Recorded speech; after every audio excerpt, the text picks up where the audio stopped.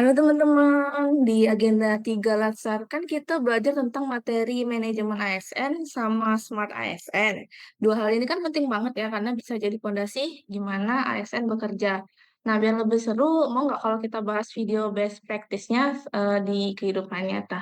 Ini ada contoh video best practice-nya. Silakan seperti ya.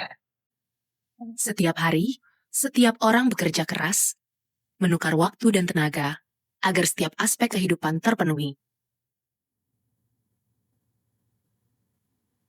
Mengurus tanah salah satunya, sebuah aset yang berharga.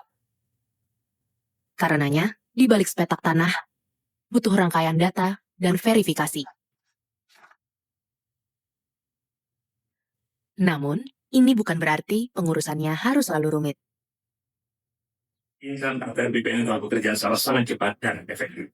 Dalam konteks ini, jajaran Kementerian ATR BPN mulai memperlakukan transformasi tata kelola kerja dalam bentuk pelayanan berbasis digital. Agar kepengurusan tanah semakin lancar, setiap individu di Kementerian ATR BPN menukar setiap detik dan tenaga, mengumpulkan data tanah dan mendaftarkannya dalam program pendaftaran tanah sistematis lengkap menggunakan aplikasi modern Survei Tanahku. Kami menginvestasikan waktu dan tenaga agar setiap kepengurusan tanah semakin mudah. Merampingkan berkas manual menjadi berkas digital, sehingga akses informasi bisa dilakukan lewat aplikasi Sentuh Tanahku dan Kistaru, kapanpun dan dimanapun, untuk menciptakan pelayanan yang lebih mudah, cepat, dan aman. Bahkan, detail visual dan pemetaan tata ruang bisa dilihat secara langsung melalui aplikasi Bumi. Sebuah ekosistem data ruang dan pertanahan, efisiensi untuk setiap orang, yang setiap hari terbangun, bekerja, dan memaksimalkannya. Bersama-sama memperbaiki birokrasi, meningkatkan investasi, berkontribusi menggerakkan roda ekonomi. Inilah yang sedang kami lakukan. Inilah yang akan kami wujudkan. Untuk mewujudkan layanan yang profesional, terpercaya, dan berkelas dunia di Kementerian ATR BPN.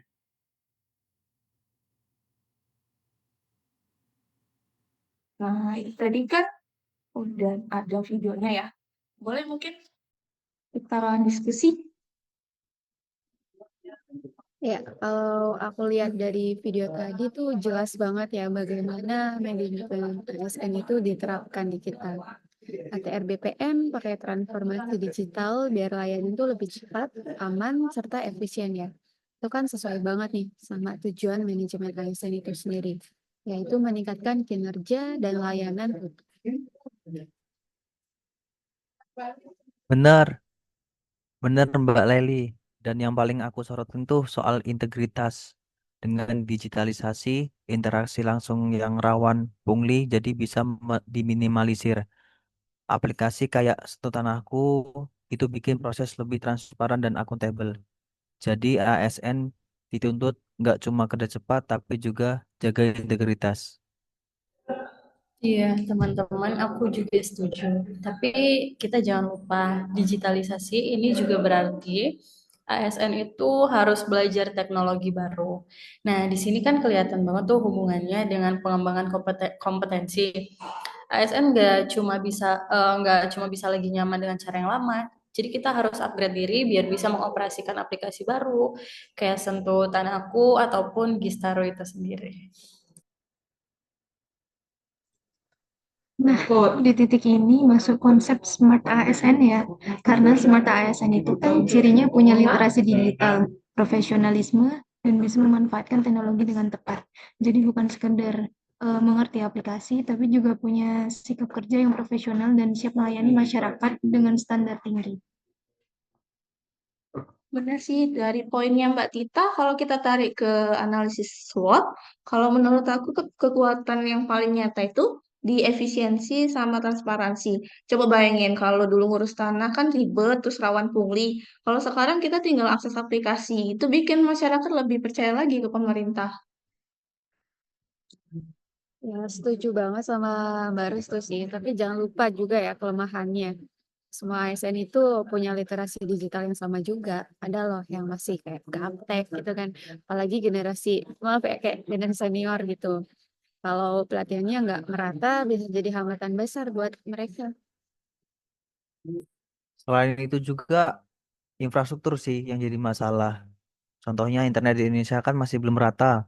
Kalau di kota besar mah oke lah, tapi kalau di kota terpencil bisa susah akses layanan digital. Ini bisa bikin pelayanan jadi timpang.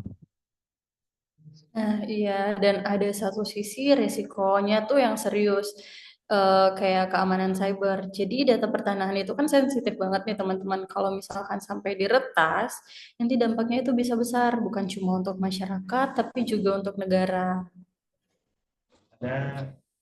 Terus di sisi lain peluangnya besar banget. Digitalisasi ini bisa dorong investasi karena proses perizinan lebih cepat dan data lebih akurat. Bahkan bisa jadi role model buat instansi lain biar ikut transformasi digital juga. Iya sih, terus masyarakat pasti lebih percaya kalau layanan kita tuh makin cepat dan aman. Itu modal besar sih buat birokrasi biar lebih modern. Cuma nih ada ancamannya juga nih yang nggak bisa diremehin ya. Kayak ada oknum juga yang selama ini diuntungkan dengan sistem lama kita. Misalnya kayak mafia tanah. Mereka pasti nggak tinggal diam lihat gitu. Bisa aja melakukan sabotase atau pengebosan terhadap sistem digital kita. Ya nggak sih? Iya sih benar, belum lagi kalau ada perubahan kebijakan atau anggaran. Kalau dukungan politik dan finansial yang nggak kuat, bisa-bisa proyek digitalisasi ini terhenti di tengah jalan. Ya nggak sih? Benar banget sih teman-teman. Makanya menurut aku tuh penting banget ya ASN ini di semua levelnya itu kita punya mindset smart ASN. Jadi kita siap beradaptasi, kompeten, dan juga bisa jadi garda terdepan dalam menjaga sistem ini supaya tetap berjalan. Setuju teman-teman. Intinya transformasi digital di BPN ini bukan sekedar soal teknologi ya, tapi juga perubahan budaya kerja ASN.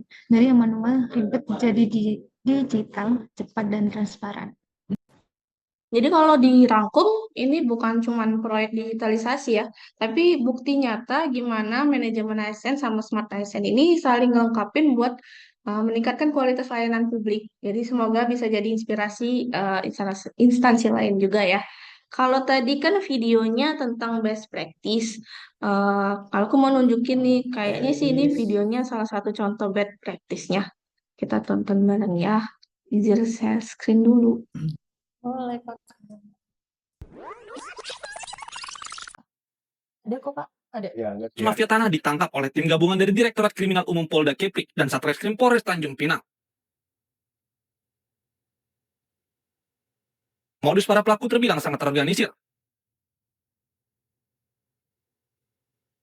Mereka mengaku sebagai pejabat kementerian, menggunakan atribut palsu, mencetak sertifikat tanah ilegal, hingga membuat situs web tiruan yang menyerupai domain resmi pemerintah untuk meyakinkan para korban. Aksi sindikat ini diketahui telah berlangsung sejak tahun 2023 hingga 2025 dan telah menelan sedikitnya 247 korban dari wilayah Tanjung Pinang, Batam, dan Bintan.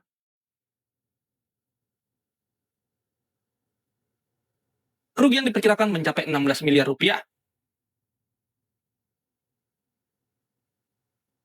Dari hasil kejahatan tersebut, polisi menyita sejumlah barang bukti diantaranya seperti sertifikat tanah palsu, uang tunai sebesar 900 juta rupiah, alat cetak atau printer, serta 15 unit mobil operasional yang digunakan para pelaku.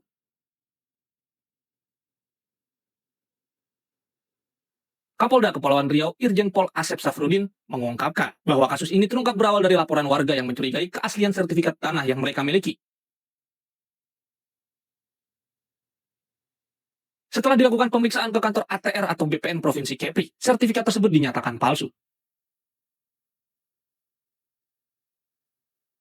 Hasil mengungkap mafia atau jaringan pemalsuan sertifikat. Seperti yang kita ketahui, pemalsuan sertifikat ini dilakukan oleh sekelompok orang. Ya, mereka berperan dari mulai berpura-pura menjadi tugas BPN, ada juga tugas unsur sampai kepada mereka melakukan daripada sertifikat tersebut. Kita berhasil amankan 7 orang tersangka dan perannya masing-masing dari mulai tugas dia sebagai mengaku tugas sampai kepada barang bukti yang diamankan cukup luar biasa, uang 14 miliar, sertifikat 46 dan 15 unit handal. Untuk kasus ini kita terus kembangkan, ya. Kita berhenti di sini. Penyidik dari Polresta Tanjung Pinang, BPK Polda Kepri melakukan pengembangan terhadap kasus ini. Mudah-mudahan kita bisa mengungkap semua jaringan yang terlibat di dalamnya maupun TKP-TKP lain selain yang ada di 3 pemerintahan tadi di Batam, kemudian Tanjung Pinang, dan kita lihat apakah mafia ini melakukan juga pemalsuan surat sertifikat di pemerintah daerah lain, atau bahkan bukan cuma sertifikat saja, ada pemalsuan dokumen lain. Ini kita masih dalam pengembangan. Oke. Kapolda menegaskan pihaknya akan terus mengembangkan penyelidikan kasus ini guna mengungkap jaringan mafia tanah lainnya yang diduga masih beroperasi. Nah, itu tadi gimana menurut teman-teman dari berita barusan? Kalau aku lihat dari berita itu ya, kasus mafia tanah ini sebenarnya tuh nggak melibatkan ASN secara langsung ya, atau pihak dari pihak BPN. Karena para pelakunya tuh warga sipil ya. Tapi justru dari sini kita bisa lihat betapa pentingnya manajemen ASN itu sendiri, khususnya soal integritas dan pengawasan. Betul, Kak Leli. ASN yang berintegritas itu bisa jadi benteng utama. Bayangin kalau ada oknum ASN yang ikut terlibat atau lengah, pasti sindikat makin mudah jalan. Jadi sistem pengawasan di BPN atau lembaga terkait kasus benar-benar kuat. Iya, aku setuju sih sama Mbak Lely dan juga Mas Fadli. Jadi kalau dikaitkan dengan Smart ASN, kasus ini justru jadi contoh kebalikannya ya. Ada pelaku yang mempunyai kemampuan digital tapi dipakai untuk bikin sertifikat palsu. Padahal Smart ASN itu harusnya kan pakai literasi digital untuk melayani publik, bukan untuk kejahatan ya teman-teman. Kesabaran. Terus jangan lupa juga soal profesionalisme. Ada juga pelaku yang jurnalis tapi malah menyalahgunakan profesinya untuk jadi pemasar sindikat. Nah, di sini penting banget buat ASN punya profesionalisme yang kuat. Jadi apapun keahliannya dipakai untuk kepentingan masyarakat, bukan kepentingan pribadi.